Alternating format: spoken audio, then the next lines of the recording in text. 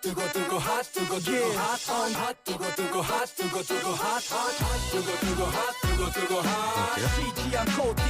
YTN 라디오 생생경제 2부로 이어가겠습니다. 핫한 지역의 핫한 이슈, 핫플 거기 어때 시간이고요. 부동산 이슈 점검해 보겠습니다. 김인만 부동산 경제연구소의 김인만 소장님과 함께하겠습니다. 소장님 어서 오십시오. 안녕하세요. 새 정부가 출범하고요. 아직까지 부동산 정책은 별로 나온 게 없는데 그러면 요즘에는 좀 한가하십니까? 더 바쁩니다. 네, 왜냐하면 나온 게 예. 없기 때문에 이게 추측이 막 만무하거든요. 네네네. 지금 근데 사실 집값은 올라갑니다. 그래서 강남 집값은 올라가는데 예. 정부가 국토부 장관 인선도 안 됐잖아요. 아직 한 6월 말 정도로 예상을 하는데 이게 사실 국토부 입장에서 보면 약간 네. 무정부 상태이기 때문에 어떻게 해야 될지 정책을 무슨 정책을 내야 될지도 모르는 상황인데 시장은 이미 오르고 있기 때문에 또 지방은 또 차갑게 식습니다. 네네네. 이 숙제를 어떻게 해결해야 될지 많은 국민들이 궁금해하고 있습니다. 참 그렇다고 지금 같은 시기에 어떤 대책을 내놓을 수도 없고 갑자기요? 뭐 갑자기 그냥 손 놓고 있을 수밖에 없는 상황이거든요. 장관이 없는데 대책이 나올 네. 수는 없으니까요. 그러니까요. 네. 그 장관 자체도 이제 새로 임명을 하고 하면 절차적으로 물리적으로 시간이 어느 정도 걸릴 수밖에 없으니까. 네. 알겠습니다. 말씀하신 것처럼 지금 집값은 오르고 있다. 실제로 많이 오릅니까? 이게 DSR 3단계 때문입니까? 뭐 새로운 정책이 나오기 전에 움직이는 겁니까? 원인은 여러 가지가 있는데요. 이제 예. 지역별로 온도 차이는 극명하게 갈리고 있고요. 뭐 전국으로 보게 되면 안 오릅니다. 평균은 안 오르는데 그럼 또 수도권, 그것도 서울 이쪽이에요? 한강벨트만 올라갑니다. 한강벨트는 그냥 네. 뭐 우리 이런 표현은 그렇습니다만 넘사벽이라는 표현인데 서울 아파트 거래량을 좀 살펴보게 되면 작년 7월에 거래가 좀 많이 됐잖아요. 예.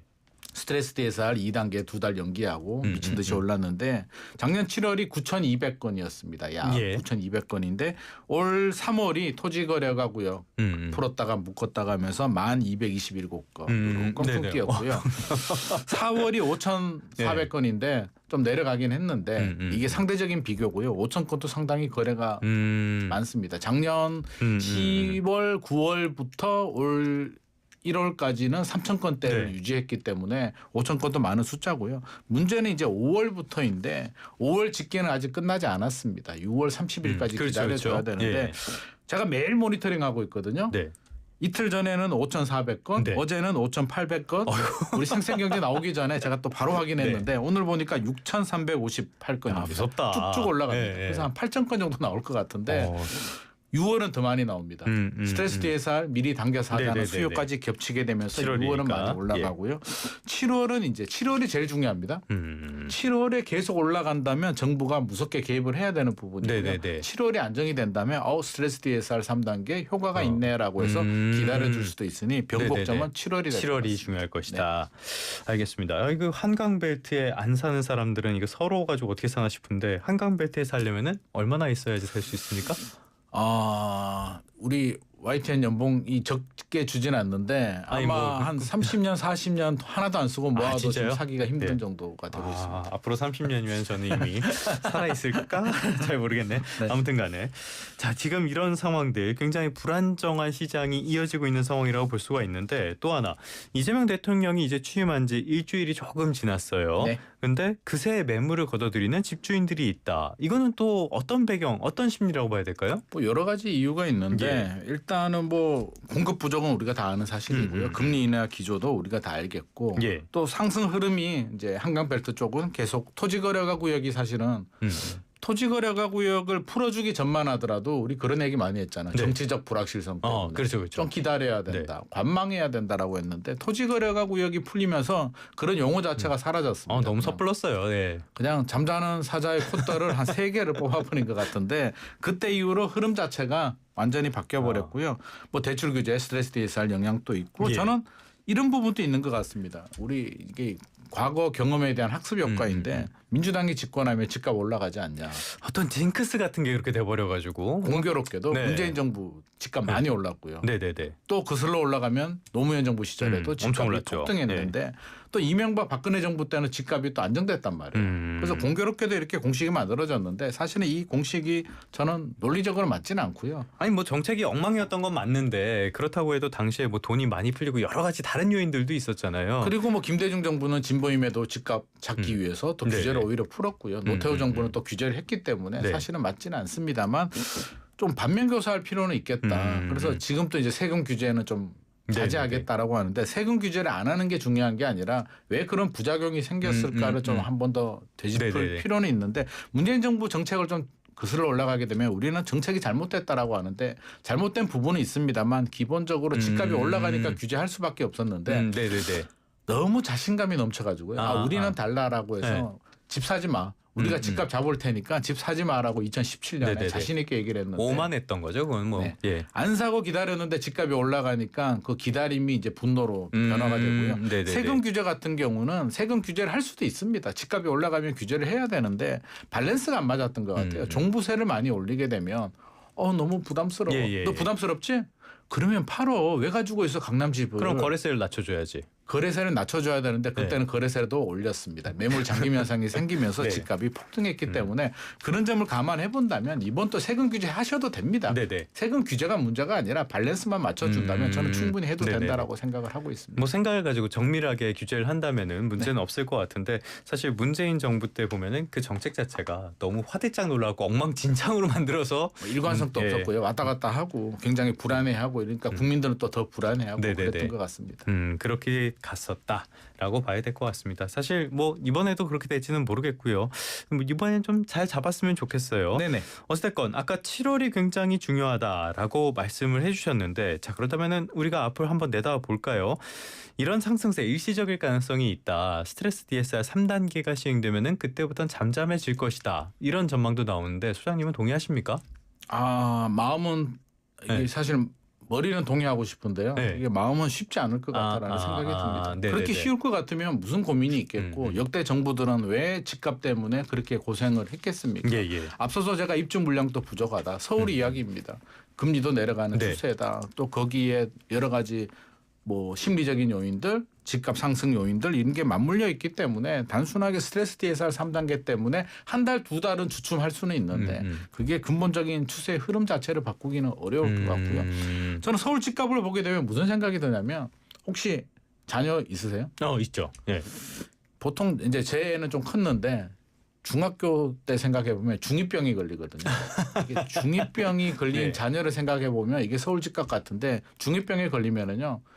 용돈을 줘도 안 되고요. 달래도 안 되고요. 야단을 쳐도 안 되고요. 먼 수를 써도 안 된다. 때리면 더 안 되고요. 먼 수를 써도 안 됩니다. 부모님 말을 할수록 거리가 멀어지고요. 친구 말은 또 엄청 잘 듣습니다. 뭐 자녀분 이야기할 필요 없이 제가 그랬기 때문에 그렇습니다. 어렸을 근데 때 이게 성인이 되니까 언제 그랬냐는 또 전혀 다른 사람이 됩니다. 그러면 부동산 시장도 이게 시간을 두고 공급을 충분히 하면서 기다려줘야 되는데 이론적으로는 알고 있잖아요. 정부도 공급에 집중하겠다라고 하는데 중2병 걸린 아들, 딸 보고 있으면 속이 천불나가지고 기다릴 수가 없거든요. 결국엔 매를 들게 된다.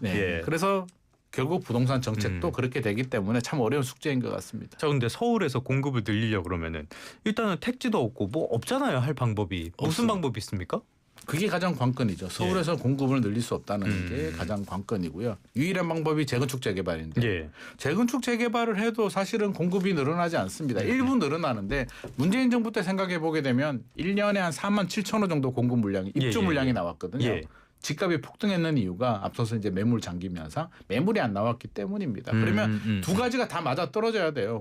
입주 물량도 충분히 나오고 매물도 충분히 나와야 되는데 지금 강남에 있는 집주인들은 기본적으로 토지거래가 구역이 걸려가지고 내놓고 싶어도 못 내놓는 경우가 있다. 팔고 싶어도 못 파는 경우들이 있고 집값이 올라갈 것 같으니까 기대감에 또 안 팔게 되고 입주 물량은 재건축 재개발인데 10년 15년 전에 추진했던 물량들이 이제 지금 나오는 거거든요. 근데 박원순 전 서울시장 시절에는 젠트리피케이션 때문에 막았기 때문에 지금 물량이 안 나옵니다. 문재인 정부 때 물량이 많이 나온 이유는 박근혜 MB 때 풀어준 영향으로 많이 나왔기 때문에 이게 10년 걸리는 사업인데 우리 10년 동안 열심히 할 테니까 기다려줘라고 하면 국민이나 언론이 또 기다려주지는 않습니다. 그래서 그게 가장 관건이고요.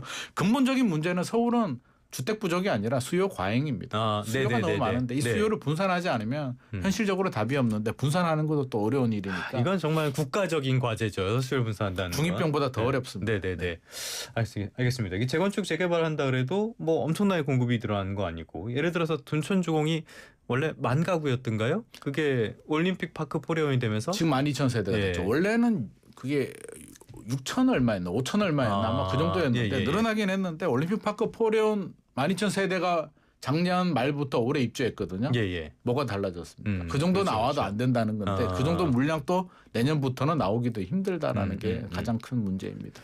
알겠습니다. 정말 너무나 어려워서 과제가 너무나 많습니다. 그렇기 때문에 이재명 대통령도 여러 가지 부동산 공약들을 발표를 했었는데 대체적으로는 공급에 초점을 맞춘 그런 공약들을 내놨어요.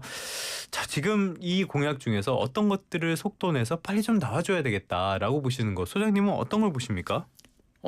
이재명 정부의 지금 스탠스는 명확합니다. 지금까지 나온 얘기를 보게 되면 예. 집값이 올라가는 거 아니야? 그러니까 올라가는 걸 인정해야지. 우리가 그걸 과거에는 너무 인정하지 않았는 것 같아. 저는 출발선은 굉장히 좋습니다. 그걸 인정하지 않으면 집값 올라가면 불로소득이야, 투기야, 안 돼. 무조건 막아야 돼부터 잘못된 건데 당연히 올라가죠. 우리 사유재산인데요. 인정하고 그러면 세금으로 잡기도 쉽지 않겠구나. 우리는 공급으로 늘리겠구나. 방향성은 맞는데 앞서서 이야기한 것처럼 시장이 과연 기다려줄 것인가가 가장 문제가 되는 부분이고요. 그러면 세금 규제 절대 안 하는 거 아니야? 라고 하는데 사실 정확히 알게 되면 추가 세금 규제를 안 한다는 거지 지금까지 나와 있는 세금 규제를 푼다는 의미는 또 아닙니다. 그래서 그 뉘앙스는 우리가 명확히 알아야 되고요. 결국에는 공급이 얼마나 속도전으로 빨리 진행이 되느냐가 관건인데 사실 국토부 직원은 똑같거든요. 그래서 축구로 보게 되면 축구 선수는 문재인 정부나 윤석열 정부나 지금이나 똑같은 선수들이 계속 뛰고 있습니다. 감독하고 코치만 바뀐다. 감독이 바뀌었는데 다들 이제 자기가 히딩크라고 생각하는데 히딩크 감독 되기 쉽지 않거든요. 그래서 좀 어려운 숙제이고 저는 받아들이고 한 걸음씩 한 걸음씩 내 임기 내에 모든 걸 해결하려고 하지 말고 차차기 정부까지도 갈 수 있겠다. 내가 기반을 잘 다져줘야겠다. 기초 체력이라도 좀 만들어줘야겠다라는 마음으로 좀 준비를 해야 될 것 같습니다. 참 조금 다른 얘기일 수 있는데 그렇기 때문에 이 5년 단절적인 단임제 이 부분은 정말 빨리 손을 봐야 되는 거 아닌가라고 개인적으로는 생각을 합니다. 87년 체제가 한계에 다다른 것 같다라고 생각을 해요. 5년 안에 다 해결하러 가니까. 그러니까요. 항상 그랬잖아요. 5년 안에 나 아니면 안 돼 하다 보니까 대통령실은 비대해지고 관료들은 안 움직이고 그렇습니다. 계속 비슷한 문제가 반복되고 모든 게 다시 새로 시작되고 막 그랬습니다. 아무튼 간에 재건축 초과이익 환수제 이런 것들은 폐지 요청이 있었는데 이 부분에 대해서 여당은 지금 어떤 반응 같은 게 있습니까? 반응이 없습니다. 반응이 없을 수밖에 없는 게 못합니다. 저는 못한다고 생각하는데 안 된다. 재건축 초과이익 환수 폐지는 필요하죠. 이중과세, 미실현 이익에 대한 과세 또 이걸 규제한다고 해서 집값이 안정되냐 그러면 안정 효과도 없습니다. 그럼에도 불구하고 이거를 폐지를 못하는 이유는 강남 일부 재건축에 이제 문제가 되는 거거든요. 강남을 벗어나게 되면 사실 재건축 초과이익 환수가 적용이 되더라도 몇백만 원밖에 안 나옵니다. 많아야 몇천만 원 정도 수준이어서 문제되지 않고요. 매덕 나오는 곳은 강남인데 이걸 풀어주게 되면 이제 강남에 살지 않은 분들은 야 쟤들 세금 왜 깎아주지? 지금 재산이 수십억인데 정당의 정체성이랑 연관이 되네요. 이거는. 도대체 뭐 하는 거야? 라는 비판의 목소리가 나오기 때문에 이 부분에 대해서는 알면서도 절대 건드리지 못하는 정책이고요. 그런 게 몇 개 있습니다. 공시가격 현실화. 윤석열 정부 때는 폐지하겠다고 했는데 이거 폐지하기도 좀 쉽지 않고요. 결국엔 세금하고 맞물려 있습니다. 임대차 입법도 마찬가지고요. 양도세 중과세, 취득세 중과세 폐지, 다주택자 규제 폐지라고 하는데 이 부분에 대해서도 부자 감세. 시장을 살리기 위해서 필요하다라는 게 두 가지 의견이 맞부딪히고 있기 때문에 지금 여당이 과연 서민들의 반발을 무릅쓰고 그래도 우리 해야 돼라고 용기를 내기에는 현실적으로 좀 어렵지 않나 싶습니다. 사실 정말 필요한 거는 욕을 먹어서라도 하라는 게 저는 그렇게 생각합니다. 정치의 목적인데 그렇게 하기 쉽지 않죠. 선거가 있으니까. 쉽지 않습니다. 임대차 3법은 알겠어요. 처음에 뭐 잡음도 굉장히 컸고 그렇다고 해서 지금 안정화에 접어든 이 제도를 뜯어고치기도 부담이 굉장히 크니까 공시가격 현실화 문제 이거는 어느 방향이 맞는 방향입니까? 공시가격 현실화는 사실 뭐 정답이 없는 얘기인데요. 윤석열 정부 때는 현실화가 뭔지부터 우리가 좀 알아야 되는데 공시가격은 매년 이제 공동주택 아파트 같은 경우는 집값이 70% 수준으로 맞춰줍니다. 왜냐하면 100%로 맞춰주게 되면 집값이 들쑥날쑥하게 되면 세금이 예를 들어서 올해는 집값이 떨어졌는데 1월 1일 기준으로 산정을 하거든요. 올해 집값 떨어졌는데 작년에 많이 올라가게 되면 사실 공시가격이 굉장히 많이 오르고 세금 부담이 늘어나는 부분이 있기 때문에 70% 수준으로 하는데 문재인 정부 시절에 70% 너무 낮은 거 아니야? 부자 감세잖아 라고 해서 90% 수준으로 올리자. 2035년까지 집값 올라가는 상승률 플러스 알파로 더 올리자는 게 공시가격 현실화였고요. 네. 윤석열 정부에서는 야, 세금 부담 너무 크잖아. 네. 적당히 해야지라고 해서 올리는 거를 그만 올리겠다. 그러니까 집값 상승분은 반영이 되는 거고요. 네, 추가 상승분을 막는 건데 그게 윤석열 정부에서 하다가 못했습니다. 다시 공은 이제 지금 문제가 여당으로 넘어왔는데 어떻게 할지. 네. 문재인 정부 정책을 바통을 이어받아서 우리 다시 또 현실화 할래라고 할지 좀 문제가 있어 우리 안 할래라고 할지는 아직 정해지지 않았습니다. 알겠습니다. 앞으로 여당 국회의 움직임도 많이 지켜봐야 될 것 같습니다. 저 이거 몰랐는데요. 대선 날이었던 6월 3일이 무주택자의 날이었대요. 아 그런 게 있나요? 네, 저 처음 들었습니다. 저도 몰랐습니다. 네, 지금 PD가 알려줬는데 자 그런데 이 무주택자분들 굉장히 많이 있고요. 이분들에게도 주거 안정은 중요한데 매우 중요하죠. 예. 전세 월세화는 갈수록 가속화되고 있고 그런데 지금까지 대책이나 공약 같은 건 없었단 말이죠. 네. 필요한 대책 어떤 거라고 보십니까? 결국에는 이제 두 가지가 다 저는 진행이 돼야 될 것 같아요. 이게 공공만 주도해서도 안 되고요. 민간한테만 맡겨둬서도 안 되고요. 한 8대2 정도, 민간이 8 정도 하고요.